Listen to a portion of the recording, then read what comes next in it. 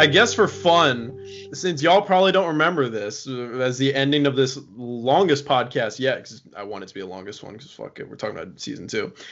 I decided to count every fuck in every Deep Sheep season 2 episode. Yeah. And also mark out who said the most in each episode. In last place, any guesses? What would you say is the least fucks? Well, Nathan. Or Daniel. Well, I'm saying episodes. Okay. Wait. Oh, episodes. Episodes. Oh. Which episode is the least fucks? Snowfall's pretty short. Maybe See No Evil. Snowfall, season 1? That is a lot less fucks. I didn't even think about that. Skyfall. Or Spacefall. Skyfall is what it was. I thought it was PG-13. Yeah, I thought Spectre was just like, come on, man.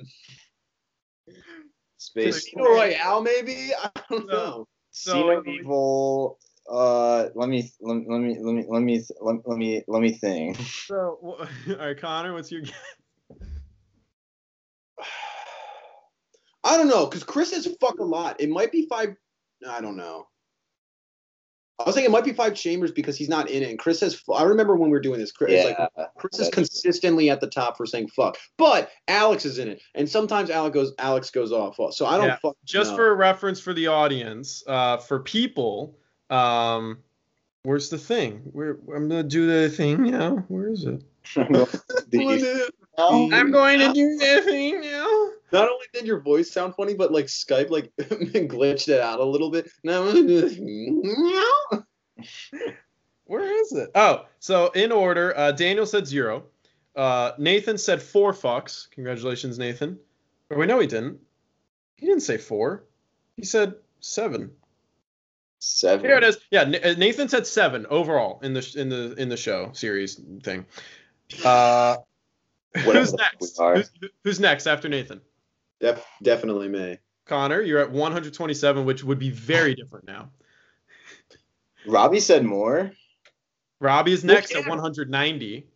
Yeah, well, that's just because at the beginning of the season, I just didn't fucking curse. I don't know why. Or I didn't say fuck at all for some reason.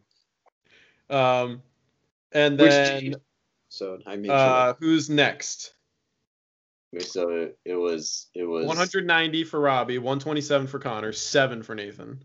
Nathan, Spencer, Connor, Robbie. I think me. I think Spencer.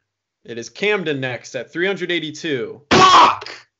And then Spencer. I was 4th place, right? Then Spencer. Yes. Then Spencer at 416. So you guys aren't too far apart.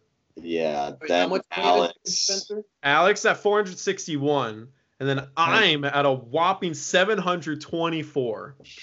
Part of it is because I was in almost every episode. Alex was in Spencer. much less episodes.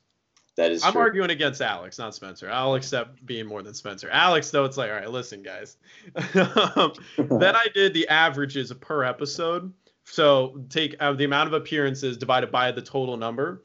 Nathan said an average of 0.77 fucks per episode. The total number divided by the number of appearances. Whatever. And then Connor said on average 12.7. Robbie 16. Spencer 26. I love this fact. The announcer for Crosswind had a higher average than Spencer did at 27. And that's just me. So. Then Camden, you have a higher average than Spencer at 27.3. Then Alex at a 41.9, and then I'm 45.2. So me and Alex per episode were actually a lot closer. But yeah, it's actually close. It was actually close. But anyway, so yeah, Spacefall is the least fuck said at 64. Not Snowfall. Not Snowfall. Not Skyfall. Do they say fuck in Skyfall? Do they have a PG-13 fuck?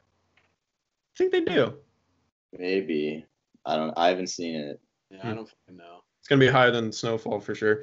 5 Chambers was next at 68. So. So there we go. So it was actually close. Yeah. We were actually thinking the same exact fucking thing. Yeah. And then what is number 1? Hintity hint. The top 2 are only off by 1. One has 203 fucks, and then first place is 204. I remember being like the Defend and Conquers had a lot, and Cover Fire I think had a lot. Do you think Combat Evolved has a lot or no? Yeah, I think. I can't remember. The last time we looked at these documents was so fucking long ago. Yup. It's like Trouble in Skin Town is long, but it's like also I don't remember it being a curse fest. I'll just say Defend and Conquer Part 1. I'll say Defend and Conquer Part 2. Defend and Conquer Part 1 is 7th place.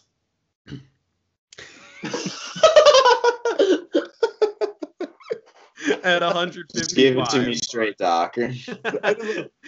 So you have cancer. Imagine that's how Walter White reacted in the pilot. Defend and Conquer Part 2 is 9th place. Oh. I don't know why I thought those were really high. I just did it just to be like the cool person who does the opposite thing. So my actual guess is give me a second here. I'm gonna say let's redo guesses. I'm gonna say Combat Evolved.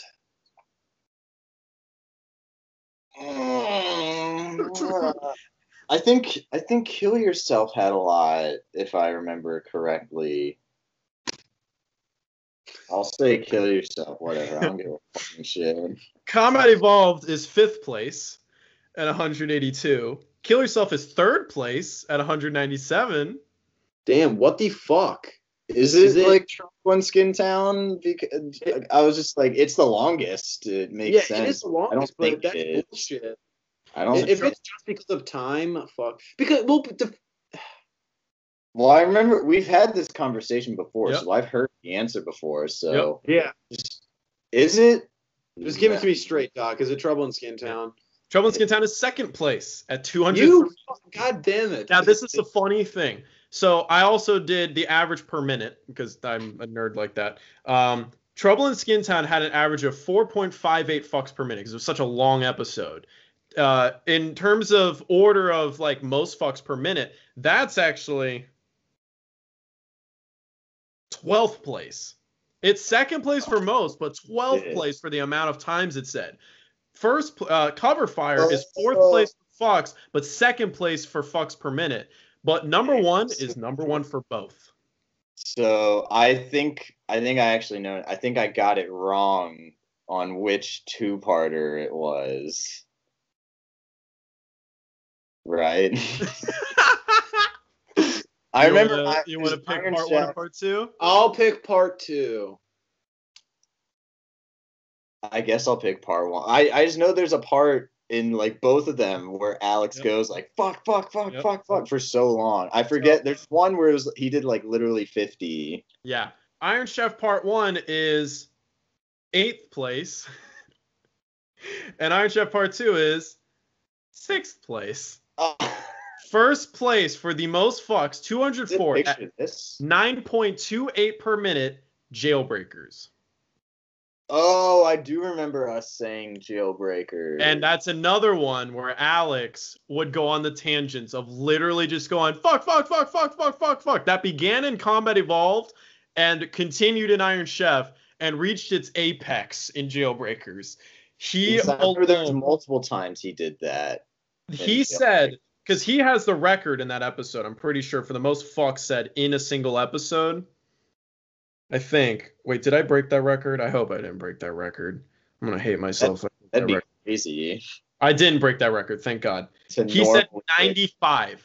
He said almost half of all the fucks in that episode came out of his mouth. Do you have a list of how many people were the number 1 fucker in that video? So let's see. I was number 1 in Mob Hunt, Spacefall, Good, the Bad, and the Ugly, and Mini Golf.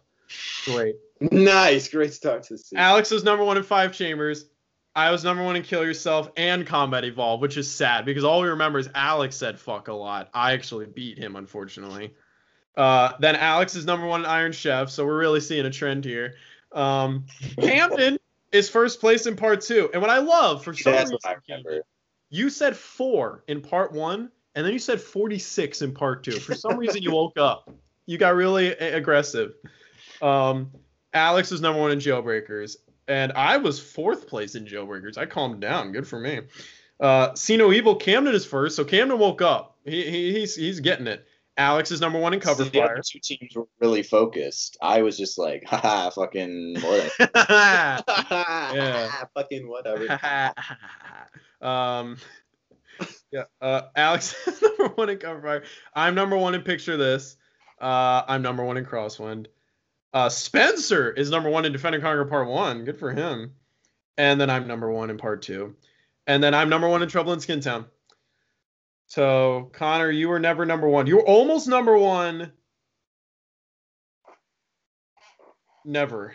You know. Yeah, I know. I just remember I was fucking last in every video I was ever in. So then fucking I forget what video it is because once you were showing us all the stats, I'm like, man, I suck. So the next video that we recorded, I just said fuck way too many times. Like it didn't even make sense half the time, but I said it just so I wasn't last. Because I knew I wasn't gonna be first. I just didn't want to funny thing is, Connor, the most fucks you ever said in an episode was 26, and that was Picture This, and you tied for second. I said 52. I said as many times as both of you combined. That must have been it.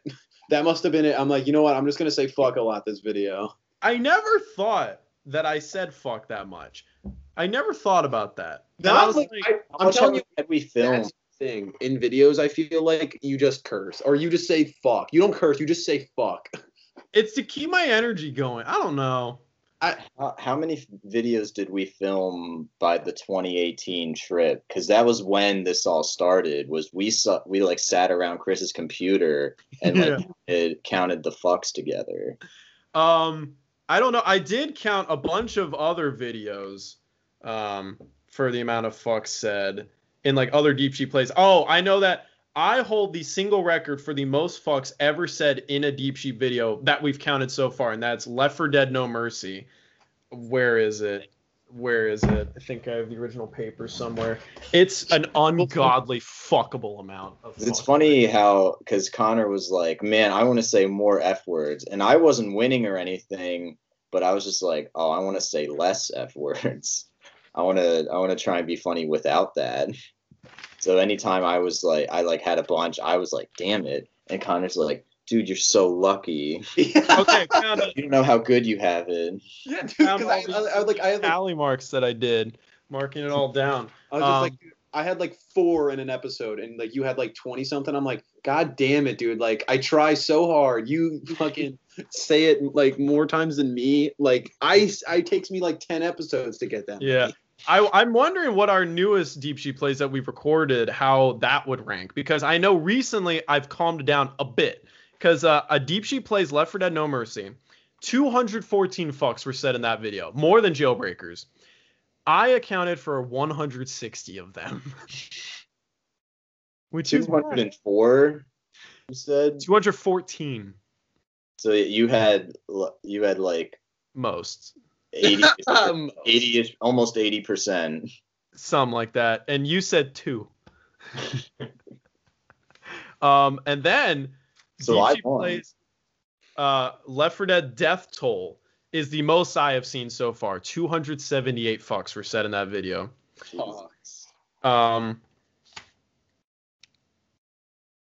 Care to guess who got last place in that one of the 4 of us? At 34. Me. Connor. It was you, Camden. Right. Yo, congrats, Camden. You beat me. I win. Depending on how you look at it. Guess who got 3rd place? Me. Connor. I did. No way. I was a good boy in that video. I said 46. I said more than 46 fucks? Yeah. Guess who got 2nd place? Spencer. No, I don't think I got first, so I'm going to say me. Connor did. At 95. A big step up. Dude, 95? Yeah. I almost had 100 fucks. Yeah, Spencer said 103. Isn't that the same Alex said in Jailbreakers? Yep. See, like, that's sad, but, like, also different context, so I'll let it slide. There's less people. Yeah. Less people, the video's longer. That's crazy. Though. See, that's crazy from like my 4 that I said like the beginning of Deep Sheep season 2. And then 6 months later, we recorded Dead Air. Wait, how many did Spencer have? I didn't hear. 103. Fuck, I almost won. I almost lost. Yeah. 163 for Dead Air. Last place got 17. Guess who it was? Spencer. Me. Nice. I thought you were gonna like point at one of us. I'm a good boy. I'm gonna do that. Yeah, I'm a good boy. I was the one who counted the fucks. As I was counting these fucks, I was like, "Fuck, I need to stop saying fuck. This is bad." There's this running joke I make with my friends at school where there was one time where we like quoted the Forrest Gump thing where we're like, "Is he smart or is he like me?" And then we change it to like, "Is he smart or is he like you?" So I thought you were doing a reverse that kind of thing. You were like, "Oh." Third place said 20, so not that much more than me. Guess who it was? Spencer. Me. I don't know which one you're pointing at. Who are you pointing at? Camden. You were correct, is he Camden. smart or is he like you?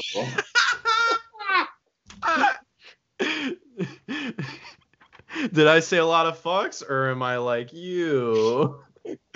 And so 17, 20. Second place is 56, so it really stepped up. Who was second place? I'm gonna say me. Connor. Spencer. Oh, man, I lost. This is my first L, right? Yeah, and this is the thing, because I remember when we went to record Dead Air, that was the one you personally said, "I'm going to say the most fucks this video. I need to." And you did it. You said 70, which that's sad. Your goal was to say the most. You only beat Spencer by 14. You didn't say more than you did you said more less than I did in Death Toll. Yeah. Well, yeah, because that was the thing. I remember, yes, because going into Death Toll, that was another thing. Because around that time we were talking about fucks in videos, and I was like, dude, I just need to say it the most one time, and then I'll be good. Because I have to try to do it. So, and then I'll go back to being normal, and then I'll never win again. It's crazy. I love counting the fucks just for fun. Speedrunners. Speedrunners, I was pretty good boy in speedrunners. Look at speedrunners here. You had no reason to be mad ever. Yeah, you won everything. Yeah. It's so funny, like, when you count the tallies, because when I did Jailbreakers, this is what Jailbreakers looked like. Like, look at Alex's fucking line. And then when I did No Mercy, I filled up several rows. I ran out of space several times. I was like, I did not think I would say that much. I'm curious though, what the newer videos would be. Because I was disappointed in myself for like Quiplash and stuff. I was not a good boy in Quiplash. What did I do in Quiplash? That's weird because it's like the Wolf of Wall Street says like 300 some, right? 500. Oh, okay. But that's like a 3-hour movie when this is like a half-hour video. Yeah. At least the No Mercy one where we said half of it. I think this was another funny fact that I love. Let's see. Most F-word. Right on. Yeah. Well, I think your mic's muted. I think your mic's muted.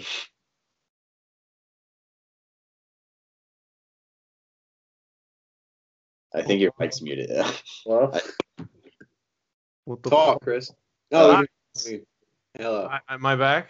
Yeah, you're back. Wonderful. I don't know what happened. Anyway, Slim Shady, you're back. You're back. I'm back. I love this fun fact. The FPM fucks per minute of Wolf of Wall Street is 3.16. Every single Deep Sheep episode is higher than that. Every single one. I don't think. Wait a minute. Oh, that's hilarious. So, fuck, the documentary on the word, Yeah. literally, documentary, said 857 fucks in 93 minutes. That's 9.21 fucks per minute. Jailbreakers had higher than that. There is no winning. We swear a lot. Swear a lot. That's the ultimate. I mean, I used to not. I guess I just got worse. I literally have gotten like the most worse over time. I feel like because I started at the bottom, and now I'm here. Now I'm here. You stood up. You're the real Slim Shady. He does curse a lot. He does. He's a cursey boy. Oh, that's funny. Oh fuck! Don't fall, bro. Come on. Cursive boy. Don't fall. Stop it. I know I've tried to like say it less because of the when we started counting it. Yeah. So. Yeah, it's funny because I counted gun game, Halo Reach gun game, and I think I said 2.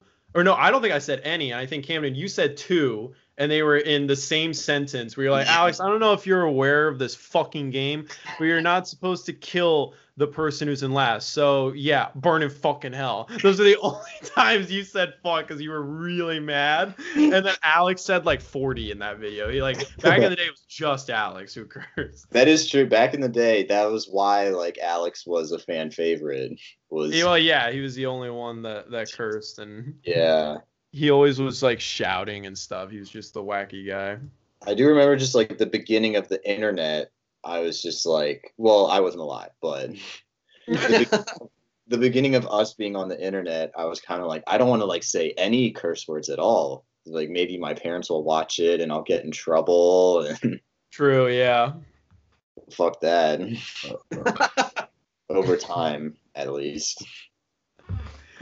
Definitely, yeah. Oh man, I think I won't. Well, good night, everyone. Unless I try, I'm not gonna say fuck. That's. Well, what about Blood Harvest? It's a Blood Harvest. You're gonna go cold turkey? I'm not gonna go cold turkey. I'm just gonna be normal because if I try, I'll fucking do it. But if I'm just because I feel like I remember you were showing. I was like, man, I just want to get mine up because I feel like I'm out of the loop. And then for like the rest of the season, I just didn't do anything. I was like, man, I just suck. I just normally cannot curse, I guess, except for when I say shit, the fuck. But that was mostly shits. So yep, that was mostly only shits. One fuck. Only one fuck was given by you in that sentence. Yeah, you had a lot of shit to say, but not many fucks to say. Not many fucks to give. Yeah.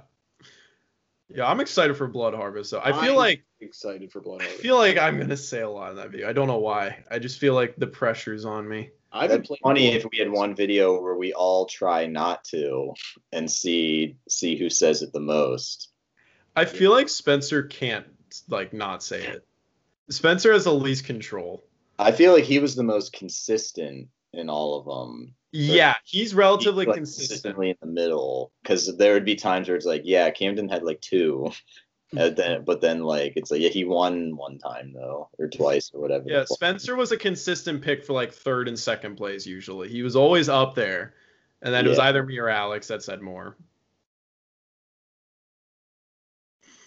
Yeah, I'm thinking of separating this swear count as a separate video at this point because we've been going for a while, and I think that's just a funny topic to discuss. Swear count. Yeah, swear count in videos. Yo, welcome to the Swear Count podcast. Yeah, welcome to the Swear Count podcast where we just talk about saying fuck. Or we just count how many swear words are in a movie we watch, and we'll just play the movie and we'll pause it, any F word there is, and we'll like write it down. It takes like a whole day to do one movie, but have you guys ever done that before? Just for some reason wanted to count the fucks in a movie?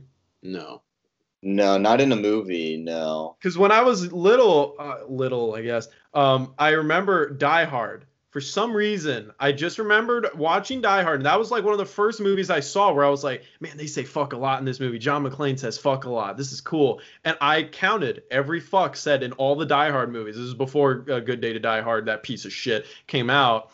So I counted the main 4, and I was like, yo, I wonder which one's going to be the most. And I still remember to this day, almost the exact numbers. You care to guess which order? Because I also counted the director's cut of Live Free or Die Hard, so there's actually fuck said in it. I don't know. I just saw Die Hard for the first time last week. Last week? Yeah. Oh yeah, you didn't love it. What's wrong? No, I saw the shitty one, and like that was the only one I saw. So I was like, man, I guess all these movies are bad. Wait, A Good Day to Die Hard? Yeah. Oh. Yeah. That was the only one I had ever seen, and I saw that years and years ago, or whenever the fuck it came out. I remember seeing it like relatively close to when it came out, and I was like, wow, this was like pretty lame. But I watched Die Hard like literally like a week ago, and I was like, man, this is pretty sick. I really liked it. Yeah. It's the greatest action movie ever made, and you cannot change my mind. I agree. Like Die Hard, it is really good. Well, I have the controversial opinion that I love Live Free or Die Hard. That one's considered like that's like the Halo 4 of the franchise, and then A Good Day to Die Hard's the Halo 5.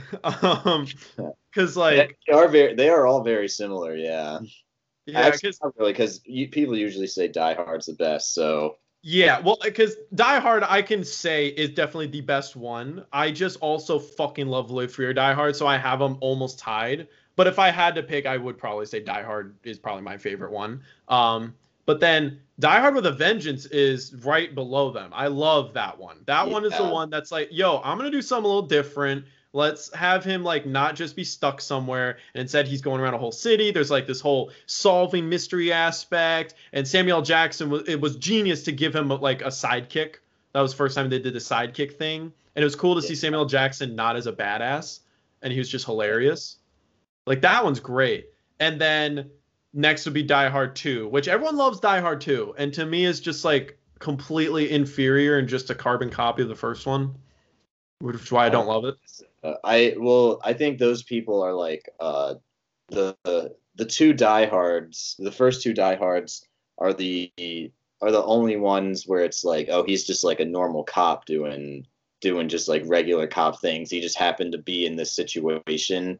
Where Die Hard 3 literally starts with like, yeah, I'm personally attacking John McClane. Give me John McClane, and they're like, all right, we have to call up this superhero so he can solve this case. And Live Free or Die Hard is just like, they do so much crazy shit. So we're just like, what the fuck is Die Hard anymore? And the fifth one's just like really bad.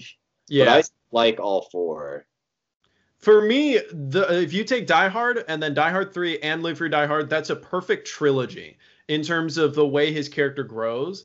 Because that's what I liked about 3 and Live Free or Die Hard. You have the first one where he's just a regular guy stuck in this terrible situation, has no clue what's going on. Then Die Hard with a Vengeance, like his life has kind of fallen apart in a way. Like, you know, even though he survived and he got back with his wife, he still ended up getting divorced. His life is kind of a mess. And it's like he's just begrudgingly being thrust back into this shit. And he's like, God, I'm sick of this stuff. And then Live Free or Die Hard, he's now like older. Like he's getting too old for this shit. And now his motivation is more personal because he has to save his daughter now. So it's like, oh, it's evolved like this, and the daughter gets involved, and then also you have like this whole son figure with the sidekick as well. And also with Live Free or Die Hard, he's totally out of his element. Like he's no longer familiar with anything. And that to me is just a really cool aspect. Like Live Free or Die Hard, he like there's this whole conversation where he has with Justin Long where he says like being the hero is not fun. Like everyone wants to be the hero and stuff, but the people don't thank you for shit. You know, and it's like that's been shown with the previous movies. Like no matter how many times he saves the world, people still treat him like shit, and he always ends up having to do this dumb shit. And that's what I really like about that. I can agree though that Live Free or Die Hard took the superhero aspect a little too far, but I kind of forgive it a bit.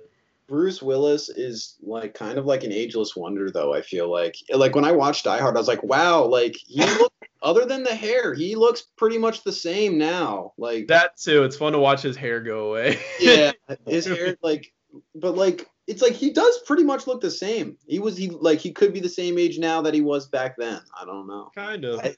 I also don't know when it was, because I feel like there was never a time where it was just like, oh man, he's getting really thin now. It was just like he just decided to go the bald route, because even in like The Sixth Sense, which was 99, that's just like he like has hair and stuff, but that just looks the same as Die Hard to me. He always had a receding hairline.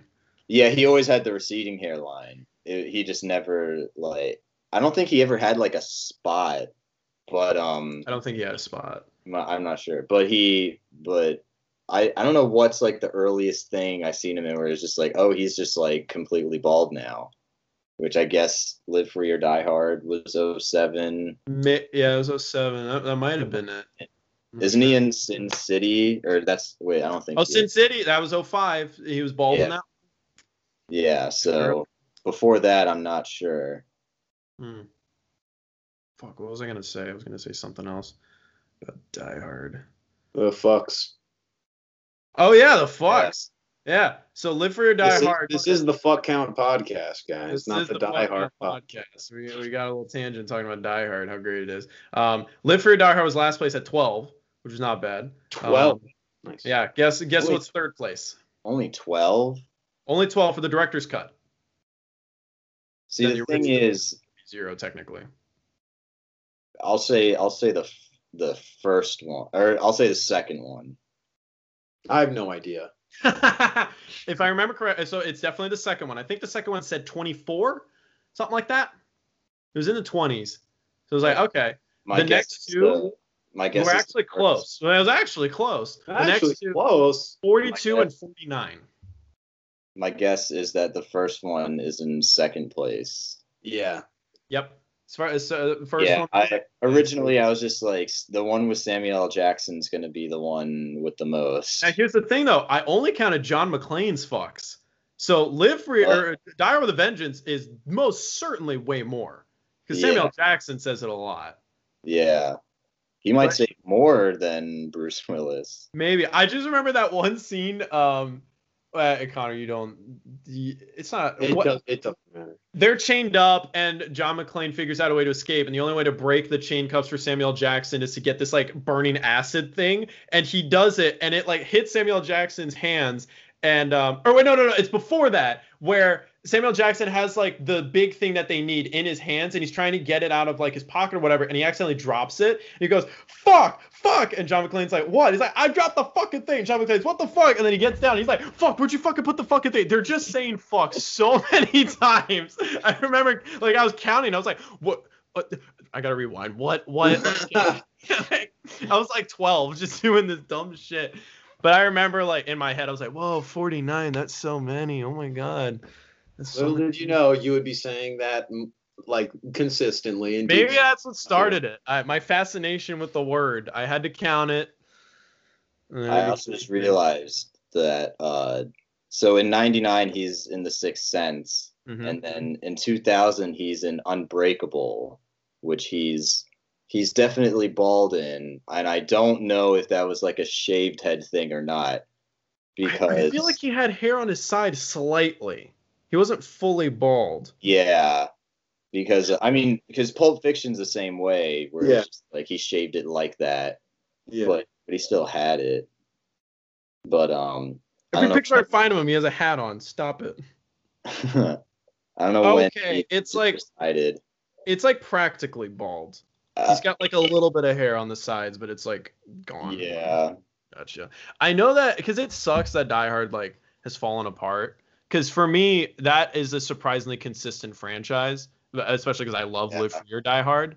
Like to me, it has 2 amazing movies, 1 really good movie, 1 pretty good movie, and then 1 piece of shit that I still actually haven't seen, but I've watched video essays of it, and the general public consensus seems pretty clear.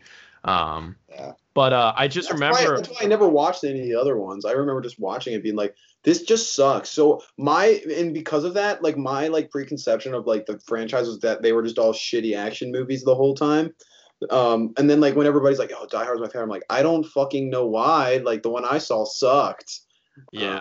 Honestly, if you ever feel like it, I would highly recommend watching at least 3 and 4. 3, I feel like 3 is universally like actually considered a good movie. Like 2, people like a lot of people will say that's the second best. Yeah, because a lot of people love Die Hard 2, but then there's a good amount of people that point out that it's like, all right, but it's kind of just the same thing. Die Hard 3 does something different, at least. Yeah, so that's what's cool about it. But I remember even before Good Day to Die Hard came out, which I don't even get that title. That title doesn't make sense to me. But Yeah. there was Bruce Willis always said that he imagined making 6 Die Hard movies before he would stop, and they always had the vision of the final one would be called Old Habits Die Hard, which is the most perfect title ever. And I would love to see a good one of that. Like, I want to see John McClane officially too old, but it's his Logan, basically. Just have him do a Logan movie like that. Involve Mary Elizabeth Winstead. She's in it. It'll be great. Wrap it up somehow. Just bring it back to OG shit, and that would be super cool. It's just the same. They just they call it that, and then it's just really just they put like the VHS of Die Hard 1 in, and then they're like, oh shit, this was really good, right, guys? I mean, this is a good day to watch Die Hard. And it's on Christmas. And all of them are holidays, because that one's a Christmas movie. The second one takes place on Christmas again. The third one takes place on a holiday. I think it was was it Memorial Day? I forget. Because then the fourth one takes place on 4th of July, and then the fifth one was released on Valentine's Day, and I'm not sure if the movie takes place on Valentine's Day, but they had the whole Valentine's Day theme to it. When is Die Hard with a Vengeance? This fucking movie come out May 19th. 95. Is there I feel like this one also took place during like a holiday or some shit. Maybe. Shit. Because it's like, what do you define as like a Christmas movie? It doesn't have like the Christmas spirit in it. Well, no, to me it does. It just has a twist on it, because there's constant like recurring themes of Christmas. They have the Christmas music playing throughout it. They have John McClane dressing up the guy that he killed with the Santa thing, going ho ho ho. Now I have a machine gun thing. Like, they keep bringing that up. That Christmas is a thing throughout. I feel like they bring it up for like jokes. Exactly, but that's still that to me is like, I don't it's think still a you can Christmas call movie, it but like it's a twist on it. I don't think you can call it like a reoccurring theme if it's just like he makes a joke about it. But I just consider a Christmas movie. It's like, well, does it take place on Christmas, or like is Christmas just like mentioned? Well, I don't know. There's got to be some kind of recurring theme of Christmas. And I don't know. I feel like every Christmas movie generally is about appreciating the things that you don't appreciate now. And Die Hard 1 is about that. Well, I mean, the thing is, you know, if they're gonna like a movie, like, you make the decisions on purpose. Like, nobody accidentally makes it during Christmas. So if it's set during Christmas, most likely it's a Christmas movie. You know what I mean? Like, that's fair. You can make it at any time of the year. So that's true. If you go through the trouble of having your movie take place on Christmas, right? I think the theme carries in Die Hard. His relationships are broken in the beginning. He's a piece of shit. He's an asshole by the end. He's like, I wish I was like this to my wife. I know I'm a piece of shit and I want to appreciate things. And then they reunite at the end. That's the Christmas theme. Yeah, I guess so. I love in Die Hard where so he basically, like, the whole movie, it's him like fucking a guy up and then go chilling in some room for a while and then talking on the radio and then just having conversations, going and fucking another guy up and then going to another room being like, yeah, so I just did that. Every time he goes to another room after he's done fucking a guy up, he's just your pause in between guy and up is getting longer each time. He's like, the next time he goes in and starts fucking a guy up. The first time he said it, I was like, wait, what was he doing? But like, it's just so funny to me because it's just like he just gets more and more beat up because it's like the pattern of going fucking a guy up and then coming back and then talking to his cop buddy and then like I was just like, man, like he really fucking guys up here. I can tell that. I can see the way where it's going here. But I like how I also fucking Alan Rickman is in that. Yeah, so Alan Rickman. That was his first movie. He's another big reason why that movie is so great. He was awesome. So that was really cool. So I was expecting it just to be, or everybody was saying it was amazing, so I really wanted to watch it. But like, I was just expecting all the movies to just be shitty action movies, just like the rest, and where it's just like it's one of these like not cult classic things, but like one of the things where it's just a wrong public opinion, where it's like, oh, this is a great movie.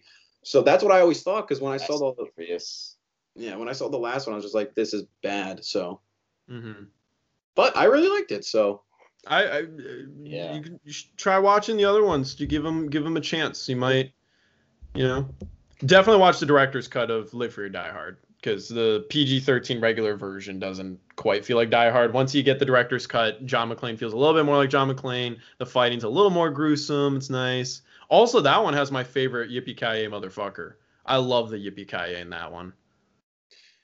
Wait, so why is there like a PG? It was the PG-13 one, the one that was released. Yeah, that one was made PG-13, but they always had a director's cut version where he actually said fuck. Why did they do that?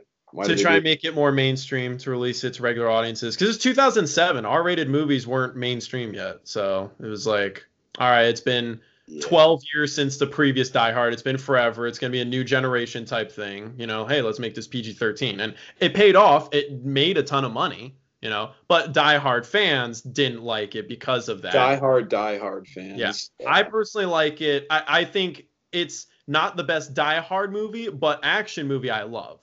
And it still carries, like I said, some of the themes of the previous movies, and I still am very invested in the John McClane character in that movie. So, I really like that one, but I understand why some people don't. But overall, it's a very solid franchise. I'm trying to think for other action franchises. The Bourne trilogy is very solid. That's right up there. I've just only seen each movie once.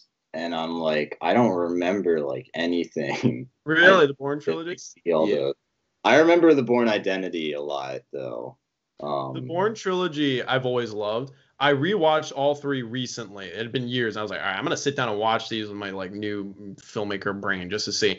Each one, in my opinion, just consistently gets better. Everything about the movie gets better. The action gets better in each one. The story becomes more engaging and interesting and original in each one. And Matt Damon and just his character becomes more interesting in each one. It's one of the few trilogies that just gets better as it goes along and ends really well. Like I hate that they made more. Like that third one, perfect ending.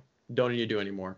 Yeah, I think the action movie franchise I've watched the most is probably like just Mission Impossible. I've never seen that franchise. I've only ever seen the fifth one, and I didn't get it because I didn't. I've watched the fourth one a lot, and I really like that one. But I can't say it's consistent because I do think at the beginning it's like the same idea a lot. I heard Ghost Protocol is one where things change. Yeah, and I think. When that one hit, there was definitely just like a new era of just like they just do like super cool stuff. Yeah. Tom Cruise just wants to die. And I think a huge part about that one too is it just had probably the best or my favorite cast that was there because you had Jeremy Renner, you have Simon Pegg, so it was all people that I like. So you don't have Philip Seymour Hoffman. No. I fucking love. Is he in the earlier movies? I think he's just in 3. It's either 2 or 3, but I think it's 3 he's in. Okay. But he's good in it. He's like literally amazing in anything ever. So yeah, he's one of those legendary actors. He was one where I feel like anything I've ever seen him in, I'm just like, I have no idea who Philip Seymour Hoffman is because he plays every character so amazingly, and you're just like, man, he's just like the best part of this. Even Hunger Games? Yeah, everything. Even Hunger Games. I don't really even remember him in Hunger Games. I remember in Hunger Games he's just like normal. I haven't seen him. I don't think I've seen him in any other movie, but I just remember seeing him in that. I was like, he just seems normal. Well, I just remember because that's when he fucking died, so he was barely in the last one. So yeah, I think he was just in the first two. I think that was his last role, wasn't it? Was Hunger Games? I think so. That's really sad. He's absolutely amazing in Paul Thomas Anderson's The Master, which was in 2012. But that might be his best performance. Did he ever win? I don't think he ever won. Or did he win for Capote? He might have. I don't know. But he's one where it's just like, because I feel like most of the stuff he's in is like a supporting role, and yeah. But he just like does it so goddamn perfectly. Yeah. I was hoping Connor had something to say. I was like, City's Cannon finishes this. I got nothing. I mean, I agree, but I will say, going back to Mission Impossible though, like I do think that it's just like, yeah, like I really like Mission Impossible 4, but it's like I understand, like there's some of them are okay, they're not good. So it's like that's always been like my idea of an action franchise, and I've always had the stigma where it's just like there might be a couple good ones, but most of them are bad. So I've always just had that stigma about ones that I haven't seen. True. So, what are your thoughts on the recent Tom Cruise going off on the crew members for the new Mission Impossible movie? Exactly did he say? Yeah, so basically there were two crew members who apparently had repeatedly not been following protocol for COVID. And they were at a computer right next to each other doing something, and Tom Cruise just went off. Yeah. My thing is, if you're gonna like close down, if Hollywood is really an essential business, you have no real like that's like, you know what I mean? Because if you're closing down everything except essential businesses, I don't really think Hollywood is an essential business, like realistically. So you're getting paid, so I wouldn't complain. Like you're putting yourself out there to do that stuff. So I don't. Well, he's also just a whack job in general, so I don't really care. Well, no, I'm definitely on his side. I'm more on his side. About I agree with the if you're gonna break the protocol thing, sure, but like my whole thing on it is like why like there shouldn't have to be a problem there in the first place, like making movies right now, because that's not an essential business if we're like gonna be like on that spectrum of it. In terms of people being on set breaking protocol, yeah, that's stupid. If you're gonna be there, be on the protocol, I don't care about that. My thing is just like I feel like if you don't want to put yourself in that situation, just don't act. Like, don't work right now. You know what I mean? Sure. I mean, his whole rant was really about how they're the only big movie in production currently. Like, all other movies have just stopped or keep getting delayed. And it's like, yo, wait, Mission Impossible's trying it. Okay. So it's like, it's kind of like Tenet. Everyone's watching, seeing if it pays off. Like, is this going to work out? And that's what he rants about, saying everyone back home is watching us do this right now.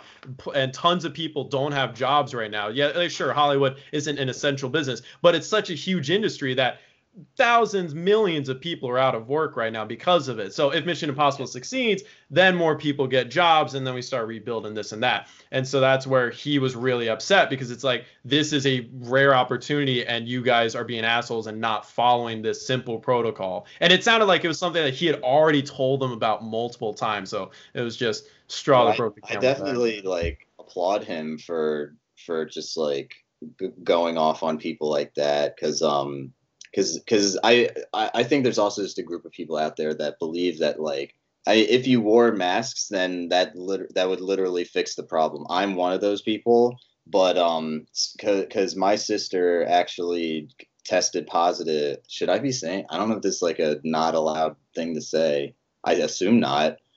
My sister tested. This will be uploaded like 2 months from now, so that's true.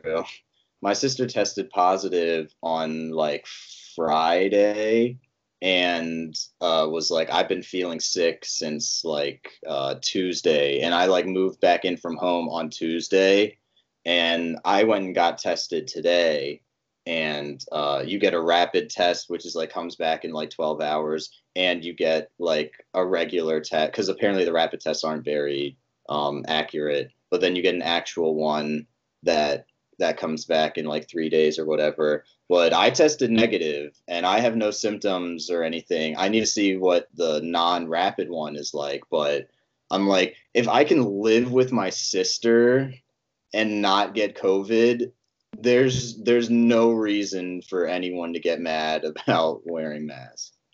Yeah. Yeah, no. I mean, yeah, I agree with that aspect of it. But my thing, like if you're gonna go there and work, wear the mask. I get that.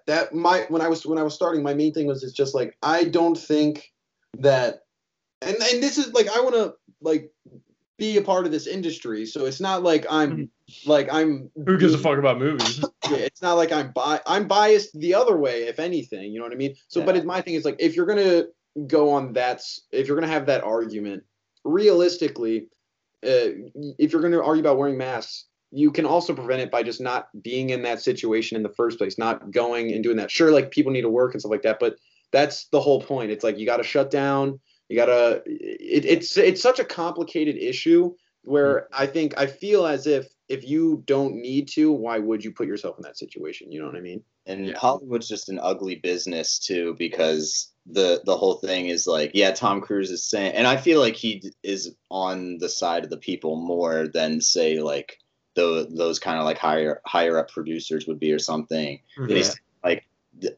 like Hollywood being shut down does cancel out a lot of jobs. And yes, we know that we pay them like shit and stuff like that, but to a lot of people, that's like all they have, even though most of this money is going to go up to the higher ups or whatever. But it does put a lot of people out of jobs. And so it's kind of like we're like the first like big movie doing this. If we do it right, then that could show that like we could be one step closer to getting people back on track and everything. If we fuck it up any way at all, then it's like we're also kind of the reason people are gonna stop doing it again too.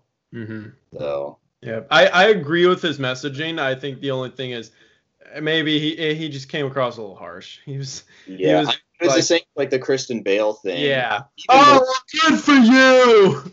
The problem is though also definitely like in the right, I think, but just like went about it in a completely wrong way. This one though, I can see being a little more mad about it because he's like, this is like literally changing the world what we're doing right here. And Chris Bale's like, I'm trying to act. Tom Cruise like, I'm trying to save lives and jobs.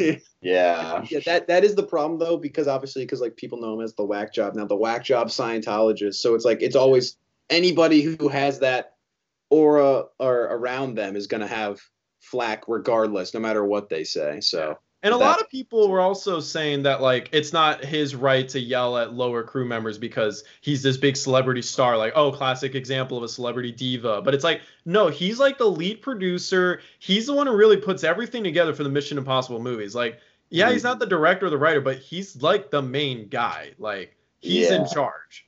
So oh, it's a boss yelling at his employees. What else is new?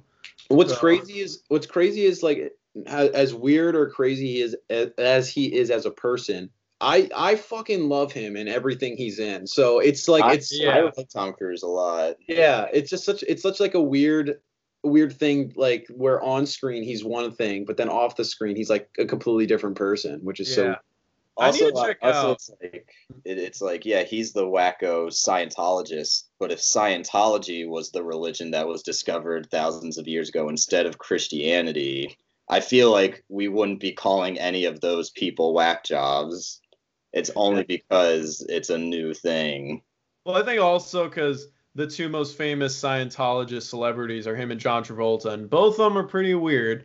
Yeah. So it's like that just already gives the image of that whole religion being weird. And then like that whole religion very clearly is like a pyramid scheme. And it's like, this is the wacky thing. Cause like, I think most religions in general, like are all weird. Like there's that one, you're like, you have to dunk kids underwater. Like that's kind of fucking weird, like in Christianity. But also it's also weird with Scientology where you have to go sit on a fucking boat for 3 months. That's kind of weird to get indoctrinated into the religion. I remember like there was like Tom Cruise, like he like sailed off with a whole bunch of people on a fucking yacht for like 3 months to indoctrinate them into Scientology. I don't remember the full thing, but I was like, that's weird. But like I think that's the thing. We're talking. Let's not get religious on this podcast. This is you said all religions are weird, and Cam went, yeah. I mean, like, yeah. I mean, you want to watch a really good movie that is slightly, but not like completely based on Scientology. That's The Master, Paul Thomas Anderson's 2012 The Master, with Philip Seymour Hoffman and Joaquin Phoenix. Oh, it all connected. Who give like two of the best performances of. It's funny because back in the day, I always would mix up Joaquin Phoenix and Philip Seymour Hoffman. Number one, because they both have wacky names. Number two, they're both legendary actors. And number three, they kind of look similar, maybe. I don't know. But either way, I don't think so. I just remember then thinking when Philip Seymour Hoffman died, I was like, shit, I like that guy. Like, he was in Gladiator. And then I was like, oh, it's not. And now when I think about them both, I think like, wait, which one? Okay, Joaquin's the one who's alive. Got it. It's like, oh man. That's funny because I don't I haven't heard that before. Yeah, I don't know why. Mixing up those two people, even though they were like famously in a movie together, where it was like, man, they're both really good. Yeah, I don't know. For some reason, my brain did that. But yeah, I want to watch Mission Impossible movies eventually. Because the only Tom Cruise movie I think I've seen is Rain Man, and that's like, he's not an action star in that one. And then I've seen scenes from A Few Good Men. But that's because he's a really good dramatic actor too. Oh yeah, like Magnolia, also Paul Thomas Anderson. He's really good in that. That I think is arguably his best acting performance. It just like I'm just thinking of a certain scene, but still. But yeah, and like Jerry Maguire, it's like he's a good actor in that. And there's some other, I think Vanilla Sky, but he's a good actor. And a guy who does his own stunts. Yeah, so. And then he just had those two bad movies almost back to back, Oblivion and The Mummy. It's like, come on, man. Yeah. You're killing it with Mission Impossible. Just stay there. I think the first movie I saw by him was War of the Worlds, and then I saw the Mission Impossible movies. Okay. That's funny. Yeah. I personally like War of the Worlds a little bit. Yeah. That's interesting.